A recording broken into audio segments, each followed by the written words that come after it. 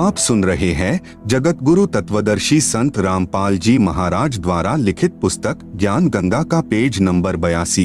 सतिगुरु राखे से बढ़ भागे, नानक गुरु की चरणों लागे। पृष्ठ 414। मैं गुरु पूछिया अपना साचा बिचारी रा। पृष्ठ 439। उपरोक्त अमृतवाणी में श्री नानक साहेब जी स्वयं स्वीकार कर रहे हैं कि साहिब यानी प्रभु एक ही है तथा उनका यानी श्री नानक जी का कोई मनुष्य रूप में वक्त गुरु भी था, जिसके विषय में कहा है कि पूरे गुरु से तत्व ज्ञान प्राप्त हुआ तथा मेरे गुरु जी ने मुझे अमृत नाम यानी अमर मंत्र अर्थात पूर्ण मोक्ष करने वाला उपदेश नाम मंत्र दिया। वही मेरा गुरु नाना रूप धारण कर लेता है, अर्थात वही सत्पुरुष है, वही जिंदा रूप बना लेता है। वही धानक रूप में भी काशी नगर में विराजमान होकर आम व्यक्ति अर्थात भक्त की भूमिका कर रहा है। शास्त्र विरुद्ध पूजा करके सारे जगत को जन्म मृत्यु व कर्मफल की आग में जलते देखकर जीवन व्यर्थ होने के डर से भागकर मैंने गुरु जी के चरणों में शरण ली। बलिहारी गुरु आपने दिवहाड़ी सद्वार, जिन मानस ते देवते किए करत न लागी वार। आपी ने आप साजियो आपी ने रचियो नाव, दो ही कुदरती साजिए करी आसनो डिठो चाव। दाता करता आपी तू तुसी देव ही कर ही पसाओ, तू जानोई सबसे दे लैस ही जिन कवाओ करी आसनो डिठो चाओ। पृष्ठ 463। भावार्थ है कि पूर्ण परमात्मा जिंदा का रूप बनाकर बेई नदी पर आए अर्थात जिंदा कहलाए तथा स्वयं ही दो दुनिया ऊपर यानी सतलोक आदि तथा नीचे यानी ब्रह्म व परब्रह्म के लोक को रचकर ऊपर सत्यलोक में आकार में आसन पर बैठकर चाव के साथ अपने द्वारा रची दुनिया को देख रहे हो तथा आप ही स्वयंभू अर्थात माता के गर्भ से जन्म नहीं लेते, स्वयं प्रकट होते हो। यही प्रमाण पवित्र यजुर्वेद अध्याय 40 मंडल 8 में है कि कबीर मनीषी स्वयंभू परिभू व्यवधाता। भावार्थ है कि कबीर परमात्मा सर्वज्ञ है। मनीषी का अर्थ सर्वज्ञ होता है तथा अपने आप प्रकट होता है। वह परिभू यानी सनातन अर्थात सर्वप्रथम वाला प्रभु है। वह सर्व ब्रह्मांडों का व्यवधाता यानी भिन्न भिन्न अर्थात सर्व लोकों का रचनहार है। एहू जीव बहुते जन्म भरमिया ता सतिगुरु शब्द सुनाइया। पृष्ठ 465। भावार्थ है कि श्री नानक साहेब जी कह रहे हैं कि मेरा यह जीव बहुत समय से जन्म तथा मृत्यु के चक्र में भ्रमता रहा, अब पूर्ण सतगुरु ने वास्तविक नाम प्रदान किया। श्री नानक जी के पूर्व जन्म सतयुग में राजा अम्बरीश, त्रेतायुग में राजा जनक हुए थे और फिर नानक जी हुए तथा अन्य योनियों के जन्मों की तो गिनती ही नहीं है। प्रभु कबीर जी ने स्वामी रामानंद जी को तत्व ज्ञान समझाया। पंडित स्वामी रामानंद जी एक विद्वान पुरुष थे। वेदों व गीता जी के मर्मज्ञ ज्ञाता माने जाते थे। आप सुन रहे हैं जगत गुरु तत्वदर्शी संत रामपाल जी महाराज द्वारा लिखित पुस्तक ज्ञान गंगा का पेज नंबर 83। 5 वर्ष की आयु में रामानंद जी को गुरु धारण करना। जिस समय कबीर परमेश्वर यानी कबीरदेव अपने लीलामय शरीर में 5 वर्ष के हो गए, तब गुरु मर्यादा बनाए रखने के लिए लीला की। 2.5 वर्ष की आयु के बच्चे का रूप धारण करके सुबह सुबह अंधेरे में पंचगंगा घाट की पौड़ियों के ऊपर लेट गए, जहां पर स्वामी रामानंद जी प्रतिदिन स्नानार्थ जाया करते थे। श्री रामानंद जी चारों वेदों के ज्ञाता और पवित्र गीता जी के विद्वान माने जाते थे। स्वामी रामानंद जी की आयु 104 वर्ष की हो चुकी थी। काशी में जो पाखंड पूजा दूसरे पंडितों ने चला रखी थी वह बंद करवा दी थी। रामानंद जी शास्त्र अनुकूल साधना बताया करते थे और पूरी काशी में अपने 52 दरबार लगाया करते थे। रामानंद जी पवित्र गीता जी व पवित्र वेदों के आधार पर विधिवत साधना बताते थे। ओम नाम का जाप उपदेश देते थे। उस दिन भी जब स्नान करने के लिए पंचगंगा घाट पर गए तो पौड़ियों पर कबीर साहेब लेटे हुए थे। सुबह ब्रह्म मुहूर्त के अंधेरे में स्वामी रामानंद जी को कबीर साहेब दिखाई नहीं दिए। कबीर साहेब के सिर में रामानंद जी के पैर की खड़ाऊ लग गई। कबीरदेव ने जैसे बालक रोते हैं ऐसे रोना शुरू कर दिया। रामानंद जी तेजी से झुके और देखा कि कहीं बालक को चोट तो नहीं लग गई तथा प्यार से उठाया। उसी समय रामानंद जी के गले की कंठी यानी माला निकलकर परमेश्वर कबीरदेव के गले में डल गई। रामानंद जी ने कहा कि बेटा राम राम बोलो, राम के नाम से दुख दूर हो जाते हैं। पुत्र राम राम बोलो। कबीर साहेब के सिर पर हाथ रखा। शिशु रूप में कबीर साहेब चुप हो गए।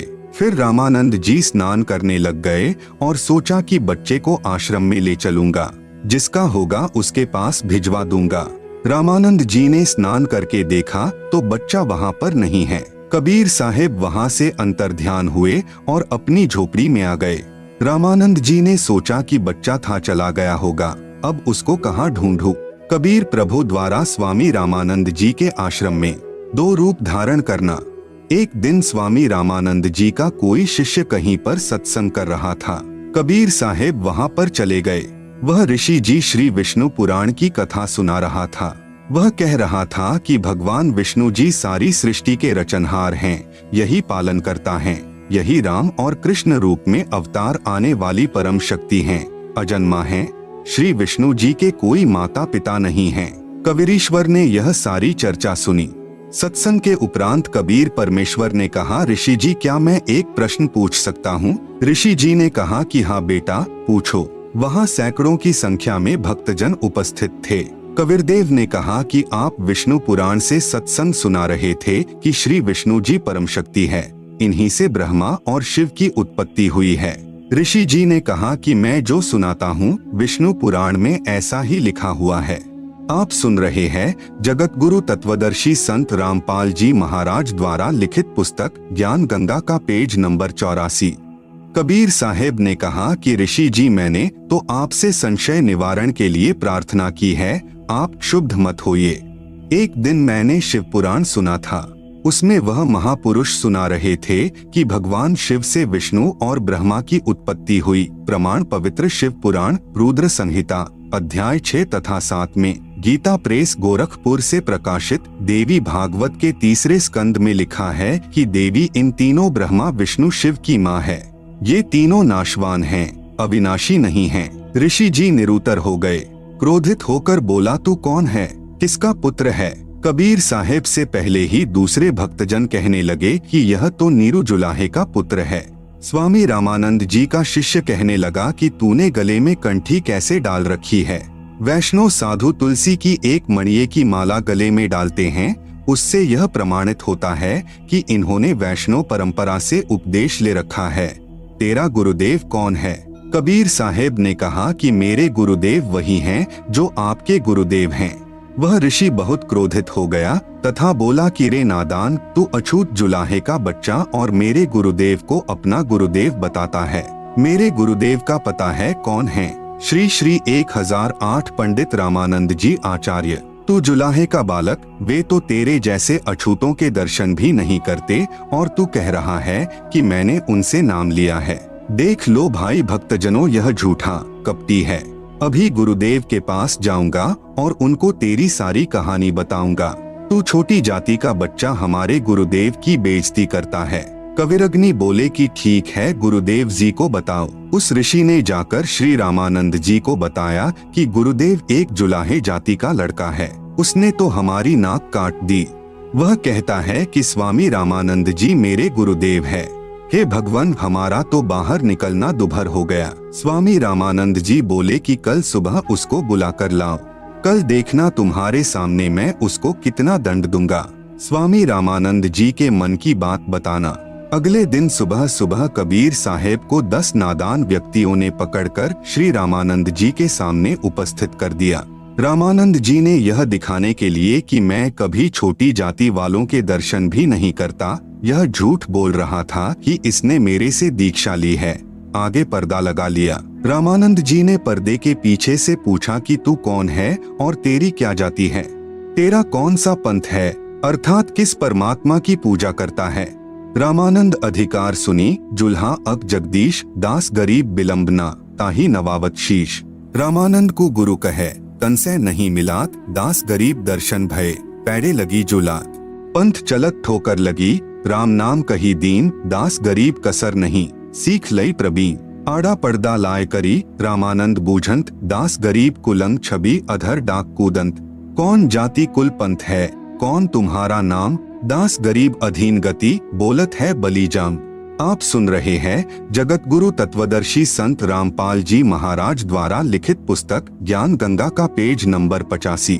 उत्तर कबीर जी का, जाति हमारी जगत गुरु परमेश्वर पद पंथ दास गरीब लिखती पर है नाम निरंजन कंत। रामानंद जी बोले, रे बालक सुन दुर्बुद्धि घट मठ तन आकार दास गरीब दर्द लग्या। वो बोले सिरजनहार तुम मोमन के पालवा जुल्हे के घर बास दास गरीब अज्ञान गति एता दृढ़ विश्वास। मान बड़ाई छांडी करी बोलो बालक बैन दास गरीब अधम मुखी एता तुम घट फें।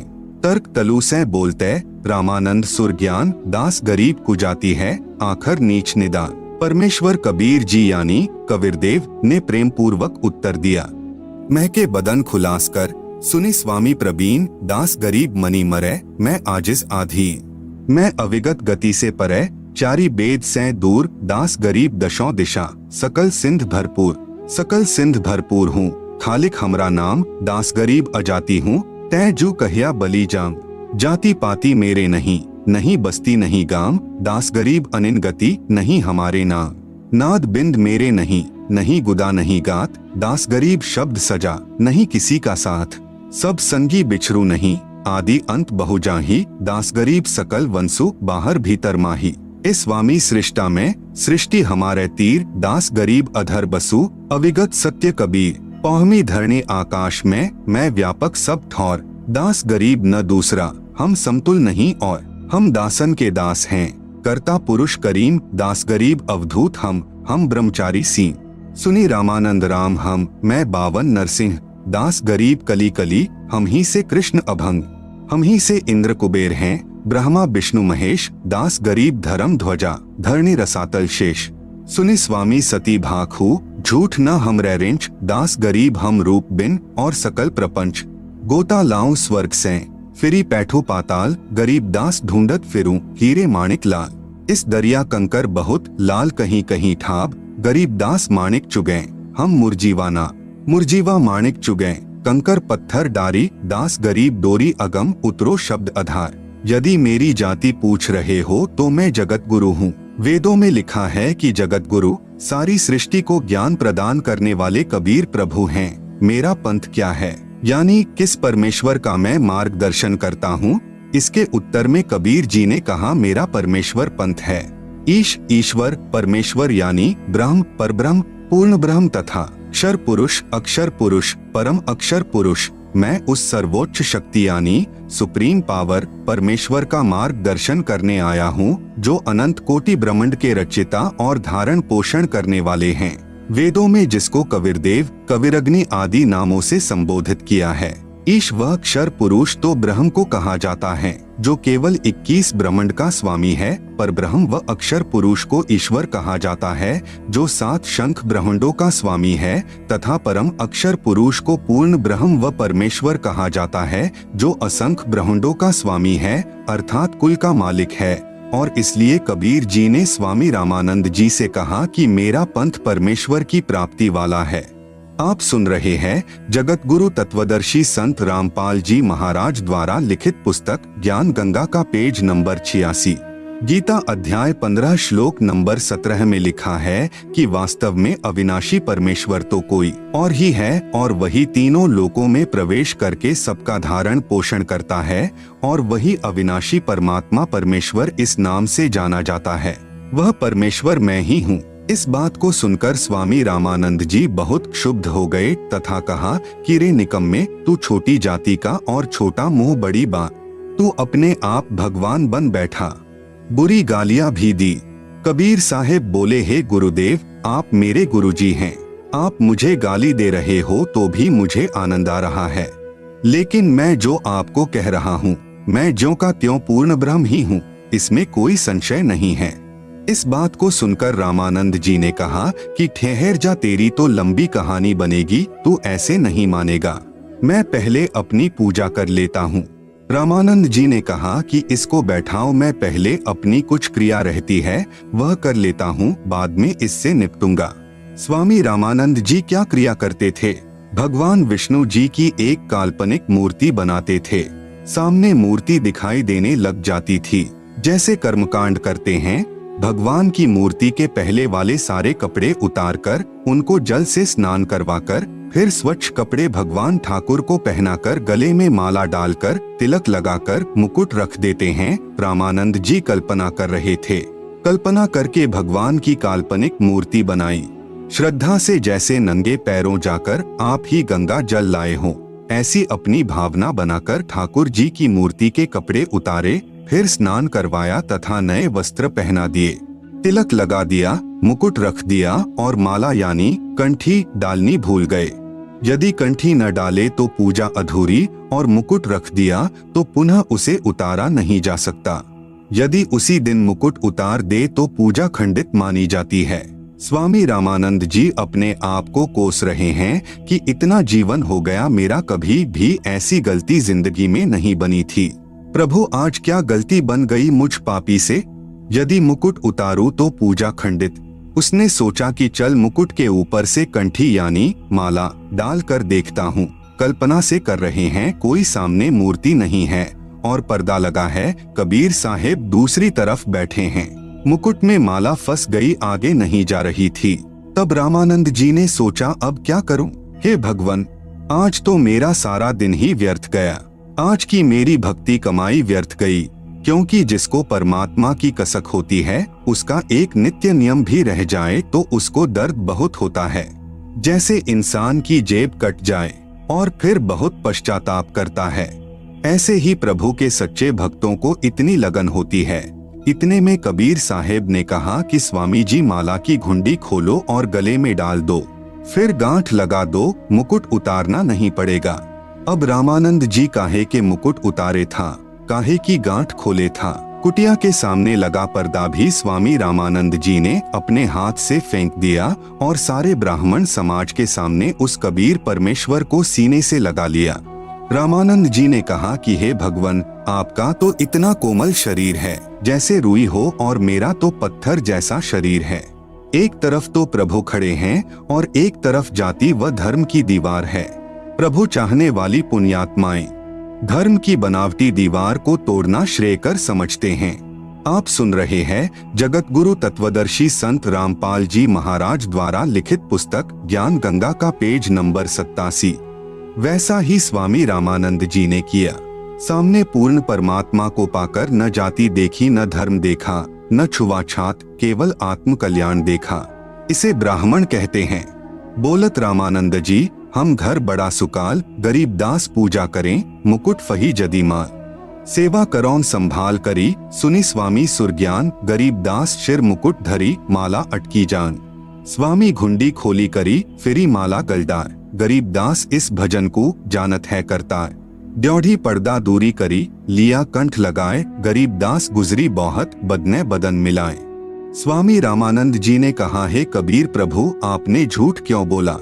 कबीर साहेब बोले कि कैसा झूठ स्वामी जी? स्वामी रामानंद जी ने कहा कि आप कह रहे थे कि आपने मेरे से नाम ले रखा है। आपने मेरे से उपदेश कब लिया? कबीर साहेब बोले, एक समय आप स्नान करने के लिए पंचगंगा घाट पर गए थे। मैं वहां लेटा हुआ था। आपके पैरों की खड़ाऊ मेरे सिर में लगी थी तो आपने कहा था कि बेटा राम नाम बोलो। रामानंद जी बोले, हाँ, अब कुछ याद आया, परंतु वह तो बहुत छोटा बच्चा था, क्योंकि उस समय 5 वर्ष की आयु के बच्चे बहुत बड़े हो जाया करते थे तथा 5 वर्ष के बच्चे के शरीर तथा 2.5 वर्ष के बच्चे के शरीर में दुगुना अंतर हो जाता है।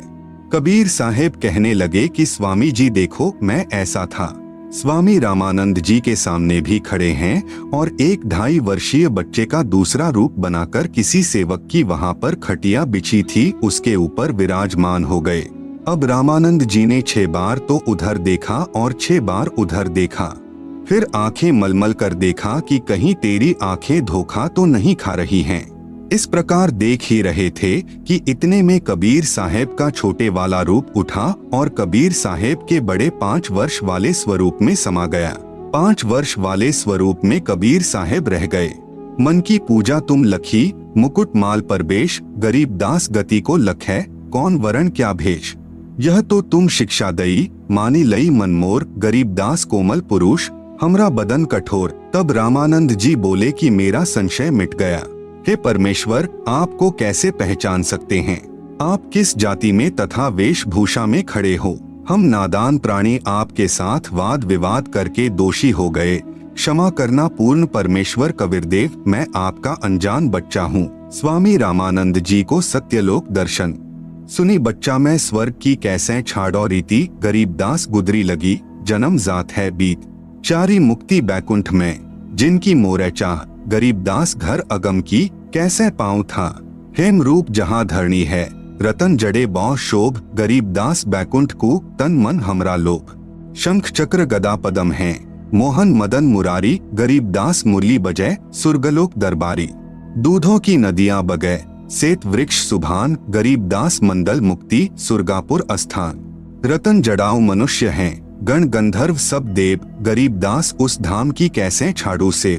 आप सुन रहे हैं जगत गुरु तत्वदर्शी संत रामपाल जी महाराज द्वारा लिखित पुस्तक ज्ञान गंगा का पेज नंबर 88। ऋग युज साम अथर्वणम, गावे चारों वेद, गरीबदास घर अगम की कैसे जानो भेद। चारी मुक्ति चितवन लगी कैसे बंचुता ही, गरीबदास गुप्तारगति हमको द्यो समझाए। सुरग लोक बैकुंठ है यासे परै न और, गरीबदास षटशास्त्र चारी वेद की दौर। चारी वेद गावे तिसे सुर नर मुनि मिलाप, गरीबदास ध्रुवपोर जिस मिटी गए तीनों ताप। प्रहलाद गए तिस लोक को सुरगापुरी समूल, गरीबदास हरि भक्ति की मैं बंचत हूँ धूल। बिंद्रावन गए तिस लोक को सुरगापुरी समूल, गरीबदास उस मुक्ति को कैसे जाऊं भूल। नारद ब्रह्मा तिस रटै गावे शेष गणेश, गरीबदास बैकुंठ से और परै को देश। सहंस 88 जिस जपै और 3300 सेव, गरीबदास जासै परै और कौन है देव। सुनि स्वामी निज मूल गति कही समझाऊं तो ही, गरीबदास भगवान को राख्या जगत समोही। तीनी लोक के जीव सब विषय वास भरमाए, गरीबदास हमको जपै तिसको धाम दिखाए। जो देखेगा धाम को सो जानत है मुझ, गरीबदास तो से कहूँ सुनी गायत्री गुज। कृष्ण विष्णु भगवान को जहडाए हैं जीव, गरीबदास त्रिलोक में काल कर्म शिर शिव। सुनि स्वामी तो से कहूँ अगम दीप की सैल, गरीबदास पूठे परे पुस्तक लादे बैल। पौहमी धरणी आकाश थंभ चलसी चंदर सूर, गरीबदास रज बिरज की कहाँ रहेगी धूर। तारायण त्रिलोक सब चलसी इंद्र कुबेर, गरीबदास सब जात हैं सुरग पाताल सुमेर। चारी मुक्ति बैकुंठ बट फना हुआ कई बार, गरीबदास अलप रूप मग क्या जाने संसार। कहो स्वामी कित रहोगे 14 भुवन बिहंड, गरीबदास बीजक कहिया चलत प्राण और पिंड। सुन स्वामी एक शक्ति है अर्धंगी ओमकार, गरीबदास बीजक तहा अनंत लोक सिंघार। जैसे का तैसा रहे परलो फना प्राण, गरीबदास उस शक्ति को बार बार कुर्बान। कोटि इंद्र ब्रह्मा जहाँ, कोटि कृष्ण कैलाश, गरीबदास शिव कोटि हैं करो कौन की आश। कोटि विष्णु जहाँ बसत हैं उस शक्ति के धाम, गरीबदास गुल बहुत हैं अलफ बस्त निहकाम। शिव शक्ति जासे हुए अनंत कोटि अवतार, गरीबदास उस अलफ को लखै सो होए करतार। अलफ हमारा रूप है दम देही नहीं दंत, गरीबदास गुल से परे चलना है बिन पंथ। बिना पंथ उस कंत के धाम चलन है मोर, गरीबदास गति ना किसी संख सुरग पर डोर। संख सुरग पर हम बसे सुनि स्वामी यह सैन, गरीबदास हम अलफ हैं यह गुल फोकट फैं। जो तय कहिया सौ मैं लहिया, बिन देखे नहीं धीज, गरीबदास स्वामी कहे कहाँ अलफ वो बीज। अनंत कोटि ब्रह्मांड फण अनंत कोटि उद्गार, गरीबदास स्वामी कहे कहाँ अलफ दीदार। हद बेहद कहीं ना कहीं थरपी ठौर, गरीबदास निज ब्रह्म की कौन धाम वह पौर।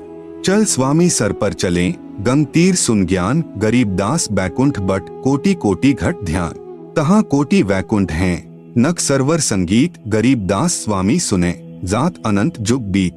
प्राण पिंडपुर में धसो गए रामानंद कोटि, गरीबदास सर सुरग में रहो शब्द की ओट। तहाँ वहाँ चित चक्रित भया देखी फजल दरबार, गरीबदास सिजदा किया हम पाए दीदार। तुम स्वामी मैं बाल बुद्धि भर्म कर्म किए नाश, गरीबदास निज ब्रह्म तुम हमरे दृढ़ विश्वास। सुन बेसुन्न से तुम परे उरे से हमरे तीर, गरीबदास सरबंग में अविगत पुरुष कबीर। कोटि कोटि सिजदे करें कोटि कोटि प्रणाम, गरीबदास अनहद अधर हम पर सैन तुम धाम। सुनि स्वामी एक गलगुज तिल तारी पलजोरी, गरीबदास सर गगन में सूरज अनंत करोरी।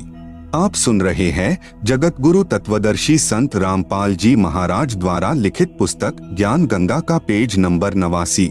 शहर अमान अनंतपुर, रिमझिम होय, गरीबदास उस नगर का मरम न जाने कोय। सुनि स्वामी कैसे लखो, कही समझाऊं तो ही, गरीबदास बिन पर उड़े तन मन शीश न होय। रवनपुरी एक चक्र है, तहाँ धनजय बाय, गरीबदास जीते जन्म याकू लेत समाय। आसन पदम लगाए कर भिरंग नाद को खैंची, गरीबदास अचवन करे देवदत्त को ऐची। काली ऊन कुलीन रंग जाके 2 फुन धार, गरीबदास कुरम्भ शिर तास करे उद्गार। चिश्मे लाल गुलाल रंग तीनी गिरह नभ पेंच, गरीबदास वह नागनी को होने न देवे रेच। कुंभक रेचक सब करे ऊन करत उद्गार, गरीबदास उस नागनी को जीते कोई खिलार। कुंभ भरे रेचक करे फिर टूटत है पौन, गरीबदास गगन मंडल नहीं होत है रौन। आगे घाटी बंद है इंगला पिंगला दोय, गरीबदास सुषमन खुले तास मिलावा होय। ज्यों का त्यों ही बैठी रहो तजी आसन सब जोग, गरीबदास पल बीच पद सर्व सैल सब भोग। कोटि कोटि बैकुंठ हैं कोटि कोटि शिव शेष, गरीबदास उस धाम में ब्रह्मा कोटि नरेश। अवादान अमानपुर चली स्वामी तहाँ चाल, गरीबदास परलो अनंत बौहरी न झम्पै काल। अमर चीर तहाँ पहरी है अमर हंस सुख धाम, गरीबदास भोजन अजर चल स्वामी निजधाम। बोलत रामानंद जी सुन कबीर करतार, गरीबदास सब रूप में तुम ही बोलनहार। तुम साहिब तुम संत हो तुम सतगुरु तुम हंस, गरीबदास तुम रूप बिन और न दूजा अंश। मैं भक्ता मुक्ता भया किया कर्म कुंद नाश, गरीबदास अविगत मिले मेटी मन की बास। दोहु ठौर है एक तू भया एक से दोय, गरीबदास हम कारणे उतरे हैं मखजोय।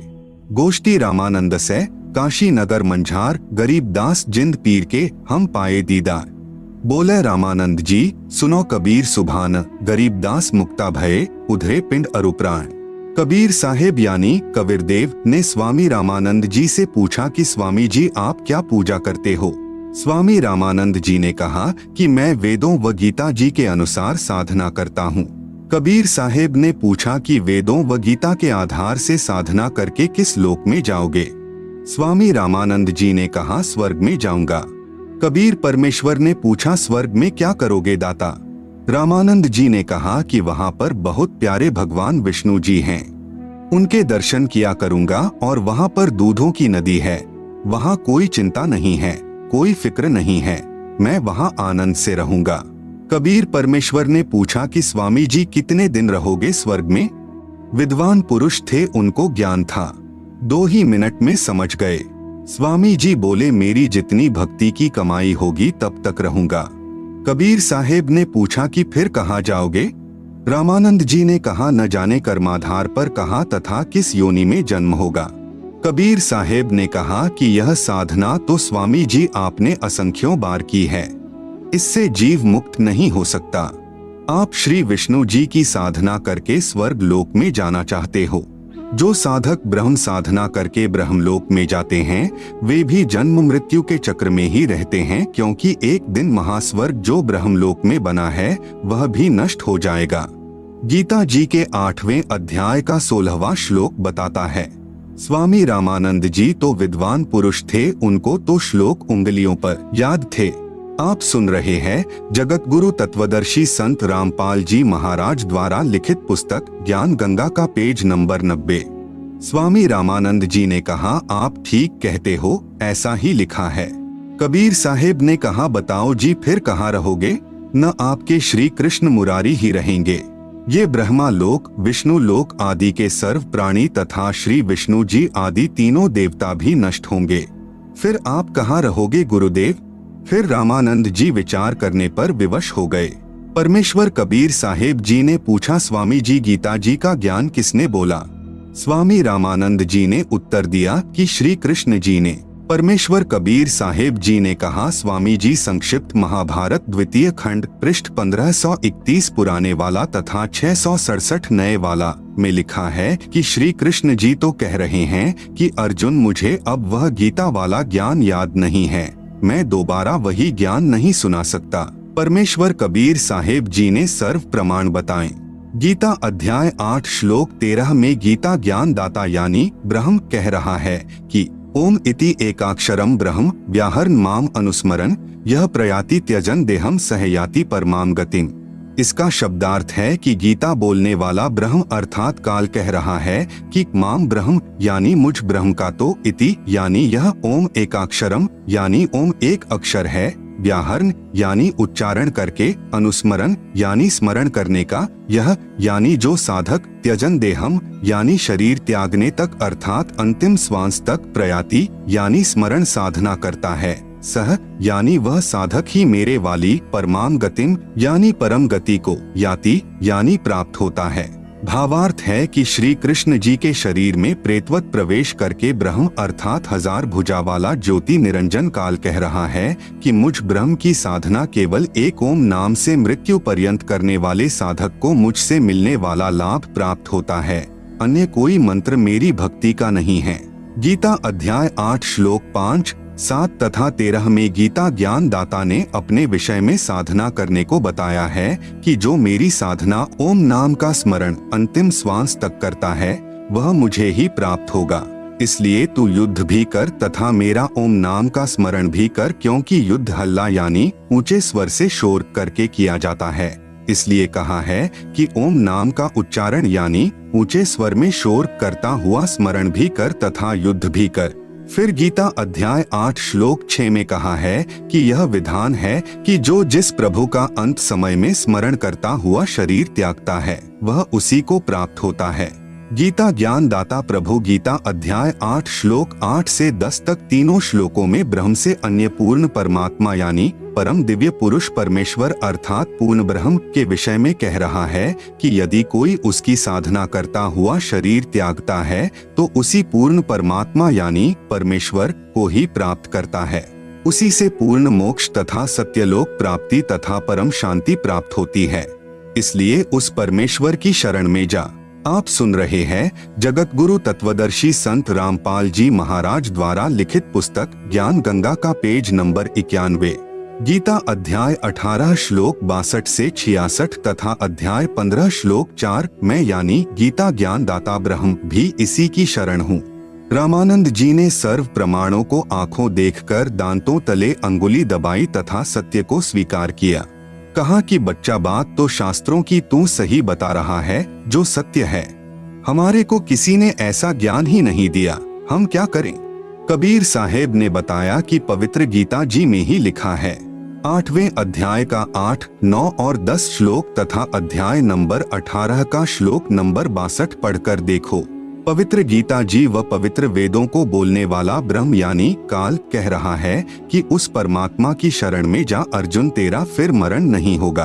उसके लिए अध्याय नंबर 4 का श्लोक नंबर 34 उन संतों को खोजो जो उस परमात्मा के परम तत्व को जानने वाले हों, उनको दंडवत प्रणाम करो, विनम्र व निष्कपट भाव से उनका सत्कार करो। जब वे तत्वदर्शी संत प्रसन्न हो जाएं, फिर उनसे दीक्षा यानी नाम मांगो, फिर तेरा पुनर्जन्म व मरण नहीं होगा। पवित्र गीता अध्याय 15 मंत्र 1 से 4 में कहा है कि यह उल्टा लटका हुआ संसार रूपी वृक्ष है। ऊपर को मूल तो आदि पुरुष अर्थात सनातन परमात्मा है, नीचे को तीनों गुण यानी रजगुण ब्रह्मा, सतगुण विष्णु, तमगुण शिव रूपी शाखाएं हैं। इस पूर्ण संसार रूपी वृक्ष अर्थात पूर्ण सृष्टि रचना को मैं यानी ब्रह्म काल नहीं जानता। यहाँ विचार काल में अर्थात गीता जी के ज्ञान में आपको मैं पूर्ण ज्ञान नहीं दे सकता। उसके लिए किसी तत्वदर्शी संत की खोज कर। गीता अध्याय 4 मंत्र 34 फिर वह आपको सर्व सृष्टि की रचना का ज्ञान तथा सर्व प्रभुओं की स्थिति सही बताएगा। उसके पश्चात उस परमपद परमेश्वर की खोज करनी चाहिए जिसमें गए साधक का फिर जन्म मृत्यु नहीं होता अर्थात पूर्ण मोक्ष हो जाता है। जिस परमेश्वर ने संसार रूपी वृक्ष अर्थात सर्व ब्रह्मांडों की रचना की है, मैं यानी ब्रह्म काल भी उस परमेश्वर की शरण में हूँ, इसलिए उस परमेश्वर की पूजा करो। स्वामी रामानंद जी बोले कि लिखा तो ऐसा ही है बच्चा, बिल्कुल यूं ही है, लेकिन यह सतलोक न तो किसी से सुना है, जिस कारण अब मेरा मन विश्वास नहीं कर रहा है कि वह सत्य होगा। कबीर साहेब ने पूछा कि आप कैसे साधना करते हो? स्वामी रामानंद जी बोले कि मैंने सारे शरीर को साध रखा है। योग अभ्यास के साथ मैं अंदर कमलों में से गुजरकर त्रिकुटी यानी त्रिवेणी तक पहुंच जाता हूँ। कबीर साहेब बोले कि आप एक बार त्रिवेणी तक पहुँचो। जब रामानंद जी समाधिस्थ हुए, क्योंकि उनका तो प्रतिदिन का अभ्यास था, त्रिवेणी पर जाकर 3 रास्ते हो जाते हैं। प्रत्येक ब्रह्मांड में बने ब्रह्मलोक में प्रवेश करते ही 3 रास्ते हो जाते हैं। इसी प्रकार 20 ब्रह्मांडों के पार 21वें ब्रह्मांड में भी यही व्यवस्था है। एक रास्ता सामने ब्रह्मलोक में बने 3 गुप्त स्थानों को जाता है, जहाँ पर ज्योति निरंजन 3 रूप बनाकर रहता है। सामने का ब्रह्मरंध्र तुम्हारे इस नाम से नहीं खुलेगा, यह ब्रह्मरंध्र भी सतनाम से खुलेगा। कबीर साहेब ने श्वास के द्वारा अपना सतनाम उच्चारण किया, सामने का द्वार खुल गया। कबीर साहेब ने कहा कि अब आपको काल भगवान दिखाता हूँ, जिसको आप निराकार कहते हो, जो गीता में कहता है कि मैं सबको खाऊंगा। आप सुन रहे हैं जगत गुरु तत्वदर्शी संत रामपाल जी महाराज द्वारा लिखित पुस्तक ज्ञान गंगा का पेज नंबर 92। अर्जुन, मैं कभी किसी को दर्शन नहीं देता, मैं कभी किसी के सामने प्रत्यक्ष नहीं होता। कबीर साहेब ने कहा कि अब आपके समक्ष उस काल को दिखाता हूँ। पहले तो एक ब्रह्मांड में बने ब्रह्मलोक में गुप्त स्थानों पर दिखाया, ब्रह्मा विष्णु व शिव रूप धारण किए था। फिर ब्रह्मलोक को पार करने के द्वार से निकलकर 21वें ब्रह्मांड में ले गए। ब्रह्मलोक से आगे जाने वाले रास्ते को भी, जो जटा कुंडली सरोवर के ऊपर है, अपनी नजरों में रखता है कि कोई निकल न जाए। 21 ब्रह्मांड का जो अंतिम लोक आता है, वह काल ब्रह्म यानी शर पुरुष का अपना स्थान है। वहाँ पर वह उसी भयंकर रूप में बैठा है जो इसका वास्तविक रूप है। कबीर साहेब ने कहा कि देखो, वह बैठा तुम्हारा निराकार भगवान, जिसको तुम निराकार कहते हो, क्योंकि योगियों ने वेदों के आधार पर ओम नाम से साधनाएं की, परमात्मा तो मिला नहीं, सिद्धियां आ गई, स्वर्ग चले गए, महास्वर्ग गए, फिर पशु बन गए।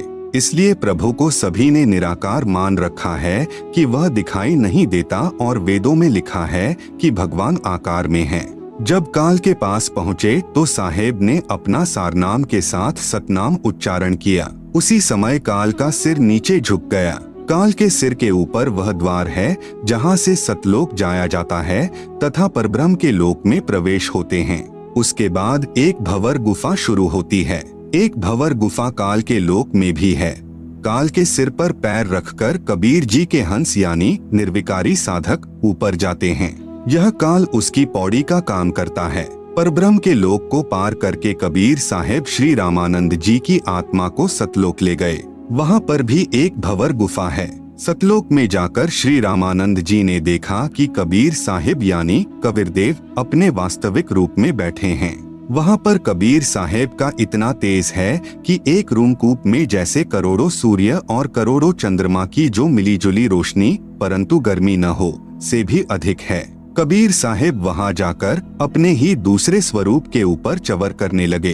श्री रामानंद जी ने सोचा कि भगवान तो यह है जो सिंहासन पर विराजमान है और यह कबीर यहाँ का कोई सेवक यानी गण होगा, परंतु लोक सबसे न्यारा है, परमात्मा का बहुत तेज है, ऐसा सोच ही रहे थे। इतने में परमात्मा का तेजोमय रूप सिंहासन से उठा और 5 वर्षीय बच्चे के रूप में परमेश्वर कबीर जी तख्त पर विराजमान हो गए। परमेश्वर का जो वास्तविक तेजोमय रूप नजर आ रहा था, वह बालक रूप कबीर साहेब पर चवर करने लगा। उसके बाद कबीर साहेब का दूसरा तेजोमय रूप बालक वाले रूप कबीर साहेब में समा गया और अकेले 5 वर्षीय बच्चे के रूप में कबीर परमेश्वर तख्त पर विराजमान थे। चवर स्वयं चल रहा था। इतने में रामानंद जी की आत्मा को वापस शरीर में भेज दिया।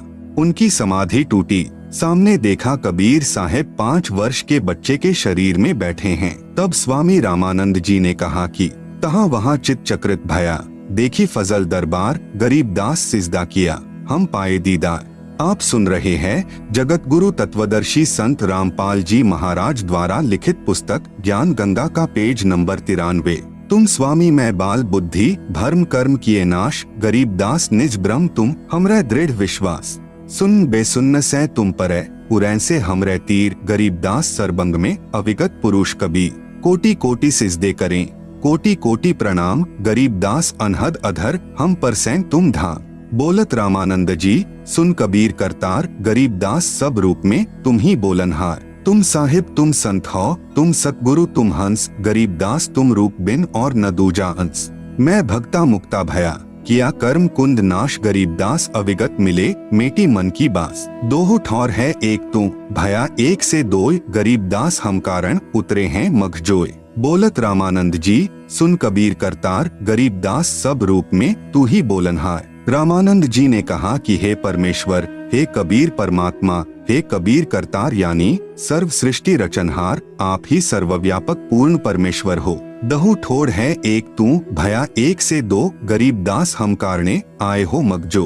हे परमेश्वर कबीर, आप दोनों जगह सत्यलोक में तथा मेरे समक्ष आप ही हो और एक से दो रूप बनाकर हम तुच्छ जीवों के लिए यहाँ पर आए हो। मैं भक्ता मुक्ता भया कर्म कुंद भय नाश गरीबदास अविगत मिले मिट गई मन की बास। रामानंद जी 104 वर्षीय महापुरुष और 5 वर्षीय बच्चे कबीर परमेश्वर को कह रहे हैं कि मैं आपका दास मुक्त हो गया और मेरे मन की भ्रमना भटकना समाप्त हो गई। मुझे परमात्मा के वास्तविक स्वरूप का दर्शन हो गया। हे पूर्ण परमात्मा कबीर साहेब यानी कबीरदेव, चारों पवित्र वेद व पवित्र गीता जी आप ही का गुणगान कर रहे हैं। स्वयं कबीरदेव यानी कबीर परमेश्वर ने भी कहा है कि वेद हमारा भेद है, मैं ना बेदन के माही, जिस वेद से मैं मिलूं वेद जानते नहीं। भावार्थ है कि चारों पवित्र वेदों में ज्ञान पूर्ण परमात्मा का ही है, परंतु पूजा की विधि केवल ब्रह्म यानी ज्योति निरंजन तक की ही है। परमेश्वर कबीर यानी कबीरदेव की पूजा विधि के ज्ञान व तत्व ज्ञान के लिए पवित्र वेदों तथा पवित्र गीता जी में कहा है कि उसे तो कोई तत्वदर्शी संत ही बता सकता है जो स्वयं ही परमेश्वर होता है या कोई उसका भेजा हुआ वास्तविक प्रतिनिधि होता है। उससे उपदेश प्राप्त करके पूर्ण मोक्ष व परम शांति प्राप्त होती है। आप सुन रहे हैं जगत गुरु तत्वदर्शी संत रामपाल जी महाराज द्वारा लिखित पुस्तक ज्ञान गंगा का पेज नंबर 94। पवित्र शास्त्र भी कबीरदेव यानी कबीर परमेश्वर के साक्षी। इसी प्रकार कबीरदेव यानी कबीर परमेश्वर ने मुसलमानों को बुरा नहीं कहा है, न ही पवित्र कुरान शरीफ को गलत कहा है। केवल उन काजी व मुल्लाओं को लताड़ा है जो सर्व समाज को कुरान शरीफ के वास्तविक ज्ञान के विपरीत मनमानी साधना करवा रहे हैं। जैसे पवित्र वेदों के बोलने वाला ब्रह्म कह रहा है कि पूर्ण परमात्मा कबीरदेव के विषय में कोई जन्म लेकर अवतार रूप में आना मानते हैं, कोई कभी जन्म न लेने वाला निराकार कहते हैं। उसकी जानकारी तो धीराणाम यानी तत्वदृष्टा संत ही बताएंगे। मैं यानी ब्रह्म नहीं जानता। यजुर्वेद अध्याय 40 मंत्र 10। इसी का प्रमाण पवित्र गीता अध्याय 4 श्लोक 34 तथा अध्याय 15 श्लोक 1 से 4 में भी है। जब तक वह तत्वदर्शी संत नहीं मिलेगा तब तक जीव का कल्याण असंभव है। वह संत अब आ गया है। इन तत्वदर्शी संत रामपाल जी को पहचानो। पवित्र कुरान शरीफ में प्रमाण। इसी प्रकार पवित्र कुरान शरीफ के अध्याय सूरत फुरकानी संख्या 25 आयत 52 से 59 में कहा है कि वास्तव में इबादे कबीरा यानी पूजा के योग्य कबीर अल्लाह है। यह कबीर वही पूर्ण परमात्मा है जिसने 6 दिन में सृष्टि रची तथा 7वें दिन तख्त पर जा विराजा। उसकी खबर किसी बा खबर से पूछ देखो। पवित्र कुरान शरीफ को बोलने वाला अल्लाह स्वयं किसी और कबीर नामक प्रभु की तरफ संकेत कर रहा है तथा कह रहा है कि पूर्ण परमात्मा कबीर के विषय में मैं भी नहीं जानता। उसके विषय में किसी तत्वदर्शी संत यानी बाखबर से पूछो। कबीरदेव ने यही कहा था कि मैं स्वयं पूर्ण परमात्मा यानी अल्लाह कबीर अकबरूक हूँ। अपने स्वस्थ ज्ञान का संदेशवाहक रूप में मैं स्वयं ही आया हूँ, मुझे पहचानो। परंतु ऐसे ही आचार्यों ने पहले भी परमेश्वर के वास्तविक ज्ञान को जनता तक नहीं जाने दिया। कहा करते थे कि कबीर तो अशिक्षित है, यह संस्कृत तो जानता ही नहीं, हम शिक्षित हैं। इस बात पर पहले तो भक्तजन गुमराह हो गए थे, परंतु अब सर्व समाज शिक्षित है। इन मार्ग भ्रष्ट आचार्यों की दाल नहीं गल रही, न ही गलेगी। सल्ली अला जग सक दी मुहम्मदिन फिल अजसादी अल्लाहुम्मा सल्ली अला कबीर यानी कबीर मुहम्मद फिल कुबूरी फजाइले जिक्र। नंबर 5 हुजूरे अक़दस सल्लल्लाहु अलैहि वसल्लम का इरशाद है कि कोई बंदा ऐसा नहीं कि ला इलाहा इल्लल्लाह कहे और उसके लिए आसमानों के दरवाजे न खुल जाएं, यहाँ तक कि यह कलिमा सीधा अर्श तक पहुँचता है, बशर्ते कि कबीरा गुनाहों से बचाता रहे। आप सुन रहे हैं जगत गुरु तत्वदर्शी संत रामपाल जी महाराज द्वारा लिखित पुस्तक ज्ञान गंगा का पेज नंबर 95। फ कितनी बड़ी फजीलत है और कबूलियत की इंतहा है कि यह कलीमा बराहे रास्त अर्शे मुअल्ला तक पहुंचता है, और यह अभी मालूम हो चुका है कि अगर कबीरा गुनाहों के साथ भी कहा जाए तो नफा से उस वक्त भी खाली नहीं। मुल्ला अली कारी रह फरमाते हैं कि कबायर से बचने की शर्त कबूल की जल्दी और आसमान के सब दरवाजे खुलने के एताबर से है, वरना सवाब और कबूल से कबायर यानी कबीर के साथ भी खाली नहीं। बाज उलेमा ने इस हदीस का यह मतलब बयान फरमाया है कि ऐसे शख्स के वास्ते मरने के बाद उसकी रूह के एजाज में आसमान के सब दरवाजे खुल जाएंगे। एक हदीस में आया है, 2 कलीमे ऐसे हैं कि उनमें से एक के लिए अर्श के नीचे कोई मुंतहा नहीं, दूसरा आसमान और जमीन को यानी अपने नूर या अपने अज़र से भर दे। एक ला इलाहा इल्लल्लाह है, दूसरा अल्लाहु अकबर यानी कबीर है। पवित्र वेदों में प्रमाण, कबीरदेव अपने ज्ञान का दूत बनकर स्वयं ही आता है तथा अपना स्वस्थ ज्ञान यानी वास्तविक तत्व ज्ञान स्वयं ही कराता है।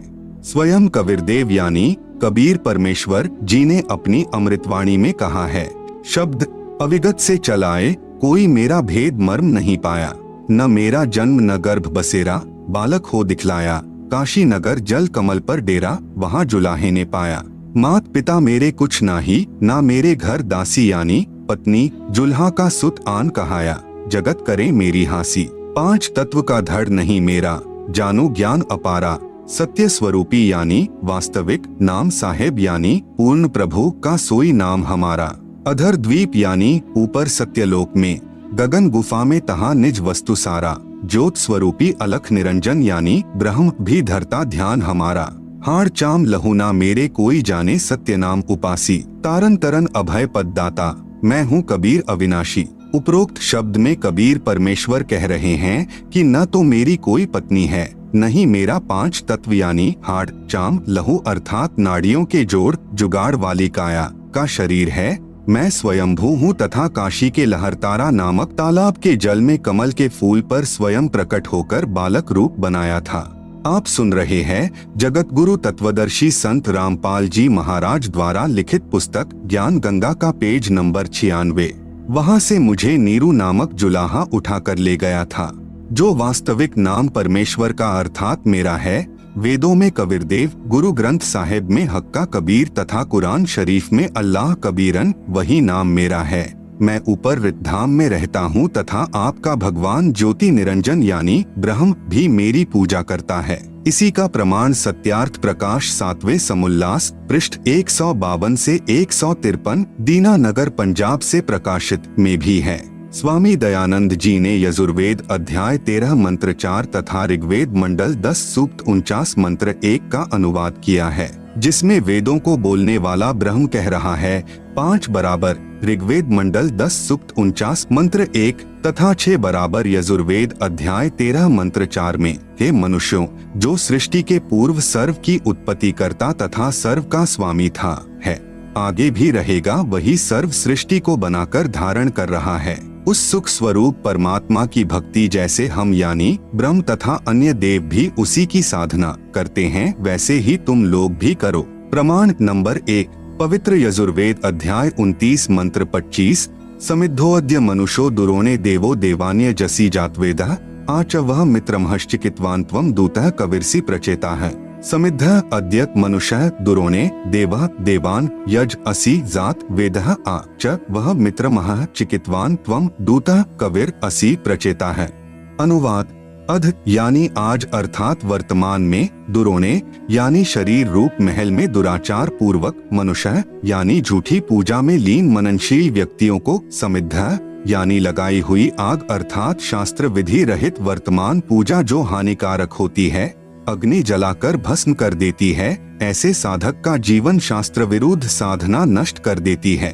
उसके स्थान पर देवान यानी देवताओं के, देवः यानी देवता, जातवेद यानी पूर्ण परमात्मा सत्पुरुष की वास्तविक, यज यानी पूजा, असि यानी है, आ यानी दयालु, मित्रमः यानी जीव का वास्तविक साथी पूर्ण परमात्मा के, चिकित्वान यानी स्वस्थ ज्ञान अर्थात यथार्थ भक्ति को, दूतः यानी संदेशवाहक रूप में, वह यानी लेकर आने वाला, च यानी तथा, प्रचेताः यानी बोध कराने वाला, त्वम यानी आप, कबीरदेव अर्थात कबीर परमेश्वर यानी कबीर, असी यानी है। भावार्थ, जिस समय भक्त समाज को शास्त्र विधि त्याग कर मनमाना आचरण यानी पूजा कराया जा रहा होता है, उस समय कबीरदेव यानी कबीर परमेश्वर तत्व ज्ञान को प्रकट करता है। प्रमाण नंबर 2, पवित्र सामवेद संख्या 1400 में संख्या नंबर 359, सामवेद अध्याय नंबर 4 के खंड नंबर 25 का श्लोक नंबर 8, पुरम भिन्दुर्युवा कविर्मितौजा अजायत, इंद्रो विश्वस्य कर्मणो धर्ता वज्री पुरुषतुतः। पुराम भिन्दुः युवा कविर अमित औजा अजायत, इंद्र विश्वस्य कर्मणः धर्ता वज्री पुरुषतुतः। आप सुन रहे हैं जगत गुरु तत्वदर्शी संत रामपाल जी महाराज द्वारा लिखित पुस्तक ज्ञान गंगा का पेज नंबर 97। शब्दार्थ, युवा यानी पूर्ण समर्थ, कबीर यानी कबीरदेव अर्थात कबीर परमेश्वर, अमितौजा यानी विशाल शक्ति युक्त अर्थात सर्वशक्तिमान है, अजायत यानी तेजपुंज का शरीर मायावयी बनाकर, धरता यानी प्रकट होकर अर्थात अवतार धार कर, वज्री यानी अपने सत्य शब्द व सत्य नाम रूपी शस्त्र से, पुराम यानी काल ब्रह्म के पाप रूपी बंधन रूपी कीले को, भिन्दुः यानी तोड़ने वाला, टुकड़े टुकड़े करने वाला, इंद्र यानी सर्व सुखदायक परमेश्वर, विश्वस्य यानी सर्व जगत के सर्व प्राणियों को, कर्मण है यानी मनसा वाचा कर्मणा अर्थात पूर्ण निष्ठा के साथ अनन्य मन से धार्मिक कर्मों द्वारा सत्य भक्ति से, पुरुषतुतः यानी स्तुति उपासना करने योग्य है। जैसे बच्चा तथा वृद्ध सर्व कार्य करने में समर्थ नहीं होते, जवान व्यक्ति सर्व कार्य करने की क्षमता रखता है, ऐसे ही परब्रह्म ब्रह्म व त्रिलोकीय ब्रह्मा विष्णु शिव तथा अन्य देवी देवताओं को बच्चे तथा वृद्ध समझो, इसलिए कबीर परमेश्वर को युवा की उपमा वेद में दी है। भावार्थ, जो कबीरदेव यानी कबीर परमेश्वर तत्व ज्ञान लेकर संसार में आता है, वह सर्वशक्तिमान है तथा काल यानी ब्रह्म के कर्म रूपी किले को तोड़ने वाला है, वह सर्व सुखदाता है तथा सर्व के पूजा करने योग्य है। संख्या नंबर 1400 सामवेद उतार्चिक अध्याय नंबर 12 खंड नंबर 3 श्लोक नंबर 5।